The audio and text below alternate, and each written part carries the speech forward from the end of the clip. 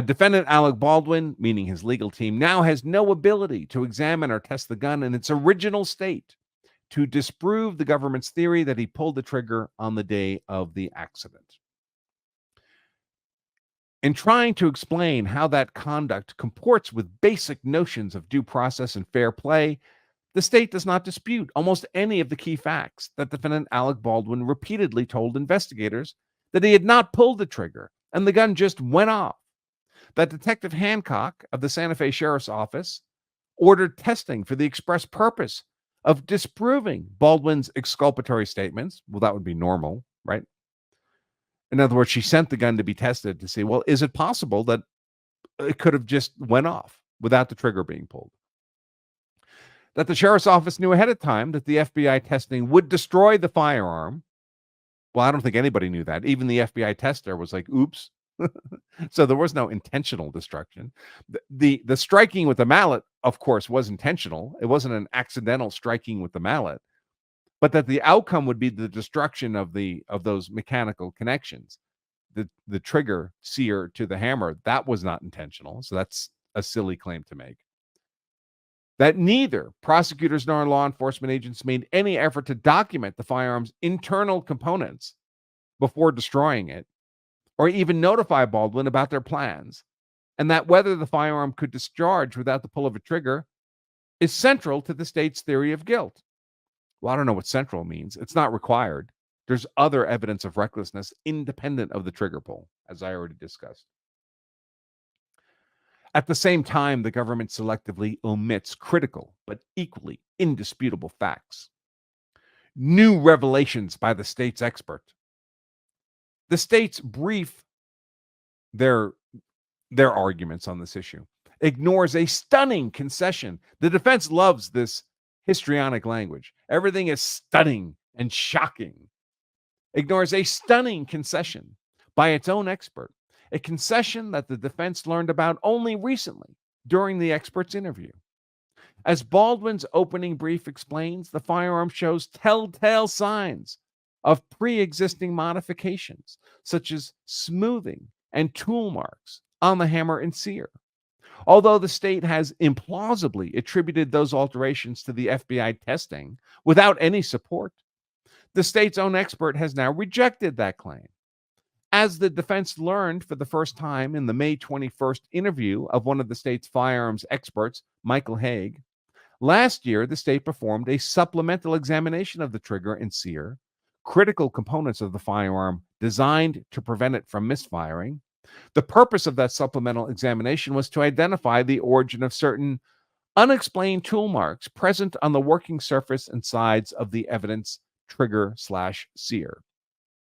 A previously undisclosed August 23 report, which the state did not disclose to defense counsel until Haig revealed its existence in the interview, concludes that the source of those diagonal tool marks of an unknown origin remain just that, unknown. Critically, the report admits that it is unlikely that these tool marks are the result of the damage incurred during the FBI's impact testing, and that they do not appear to be, original manufacturing marks or use and abuse tool marks based on their irregular orientation. So here's the problem with the defense argument here. It may sound compelling, right? It may sound compelling. Oh my God, it looks like there's indications that the gun was previously modified in a way that cannot be explained away innocently. But here's the problem. This is simply a factual dispute, right? The defense is presenting its view of the evidence, its view of the interview, its view of these marks. But the state will have a very different view. And where there's a dispute in factual evidence, that's the role of the finder of fact. That's the role of the jury.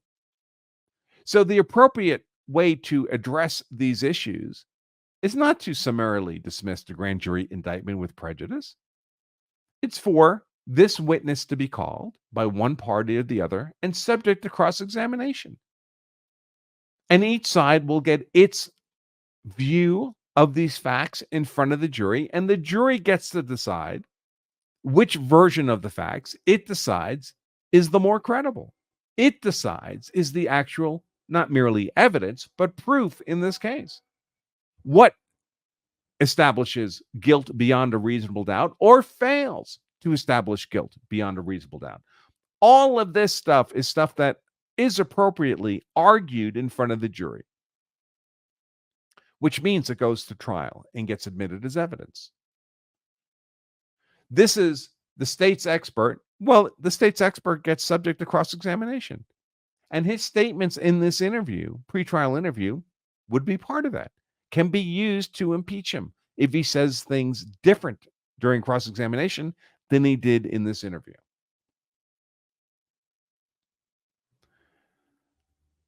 The defense continues, these admissions leave the state with no colorable argument that its knowing destruction of the firearm satisfied due process. Again, there was no knowing destruction of the firearm. The state did not tell the FBI. The FBI firearms examiner did not say, you know what, I'm going to destroy this hammer and seal with this mallet test. That's not what happened. It is clear. So they say knowing rather than intentional. You see the sleight of hand there? It is clear that the internal components of the firearm designed to prevent accidental discharges had likely been modified before the accident. I think the state would dispute that, right? But because of the state's needless destruction of the firearm, the defense can never examine and test the gun to determine whether those modifications corroborate Baldwin's statements that he did not pull the trigger. That sentence there is what would be argued to the jury by the defense. Next section, experts' admissions about the testing. The state's own experts have admitted that the FBI testing, basically hitting the gun with a mallet, not basically, that's exactly what it was inappropriate, unnecessary, and untethered to the circumstances of the case. Well, that's true. There was no evidence in this case that the gun was struck by some object or dropped, which is what the mallet test is really testing for. But the mallet test is just part of a laundry list of tests that the firearms examiner does. Was that particular one unnecessary in the facts of this case? Yeah, but the FBI examiner probably didn't know the facts of this case. He's given a gun and he's told, all right, do test sequence beta. And the mallet test was part of that. The FBI failed to conduct tests that would have made sense here, such as the push-off test. I actually don't know what that is. Indeed, Detective Hancock and the sheriff's office did not provide the FBI with details about the facts and circumstances of the case that might have informed the FBI's testing decisions. So in theory, the sheriff's office could have said, listen, you don't need to do the mallet test because there's no fact evidence of a strike, a blow to the gun here. Okay, so nor is it clear that the FBI preserved every piece of the broken gun in its testing. Lucian Haig, that's the father of Michael Haig. So Lucian Haig was the state's firearms expert in the first trial, in the Hannah Gutierrez trial. His son, Michael, has been brought into his firearms expert consulting practice, and Michael is expected to be the firearms expert witness in the Alec Baldwin trial. I don't know if that's for reasons of Lucian's age or he simply wants to give his son an opportunity to get this kind of exposure, whatever. Lucian Haig, the father, noted that it appeared a piece of the hammer had been shaved off, but no fragment of that critical component had been included when the FBI returned the firearm. It is impossible to know whether that loss is attributable to the FBI or the sheriff's office. What is certain, however, is that the firearm was returned in an incomplete state on top of having been destroyed in unnecessary testing. Well, again, it wasn't destroyed in the sense we normally think of as destroyed, right? Normally, we think of destroyed as complete destruction, as if the gun had been thrown in a furnace and melted down. That's not what happened. A part was broken during testing. Next section, experts' lack of knowledge. The state's arguments obscure that neither its own experts nor the FBI examiner knows the condition of the firearm on October 21st, 2021, when the shooting occurred, and they have each admitted as much. And presumably they would on the witness stand, right? They took no pictures of the internal components and failed to video record the FBI's testing because prosecutors and state investigators never asked for those basic steps to preserve this critical evidence.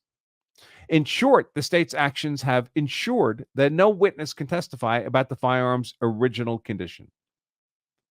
No, but the jury can make reasonable inferences, right? If the gun's taken from the scene, put in an evidence box, and it's not removed from that box until it gets to the FBI lab, we can make a reasonable inference that the gun is in the same condition. Detective Hancock's knowledge of Baldwin's statements. Detective Alexandria Hooters Hancock, the lead investigator in the case, knew that Baldwin had claimed that the firearm went off and that he did not pull the trigger. Yeah, that's why she sent it for testing, to see if that was possible. The state cannot truthfully maintain that investigators never knew Baldwin was claiming the firearm had malfunctioned. I don't think the state's claiming that. Moreover, Detective Hancock also knew that other people on the movie set had told investigators in the immediate aftermath of the accident that the gun just went off. So this is rich. So what the defense is referring to here is, well, there were other witnesses, right? There was other people in the pew or outside the church where the shooting happened who could hear the gun. And they said, oh my God, the gun just went off. as if that is an indication of some mechanical malfunction of the gun. The gun just went off in their perception because they were not anticipating a gunshot. That doesn't mean Alec Baldwin didn't cock the hammer and press the trigger. More sleight of hand, more smoke and mirrors from this defense. Timeline and purpose of testing. The state also ignores that the FBI conducted the testing 6 months after the accident, and that Detective Hancock requested the testing to disprove Baldwin's statement that he had not pulled the trigger. Well, Baldwin makes the statement he did not pull the trigger. It's natural to want to evaluate the gun to see if that happens. The 6 month doesn't matter. This was years ago now, well before this trial. The exculpatory value of the firearm was not only obvious, it was acknowledged by the state's key witness who set out to investigate it, Investigator Hancock, which she did. She investigated it by sending it to the FBI lab to see, hey, is it possible for this hammer to fall and discharge a round without the trigger being pressed?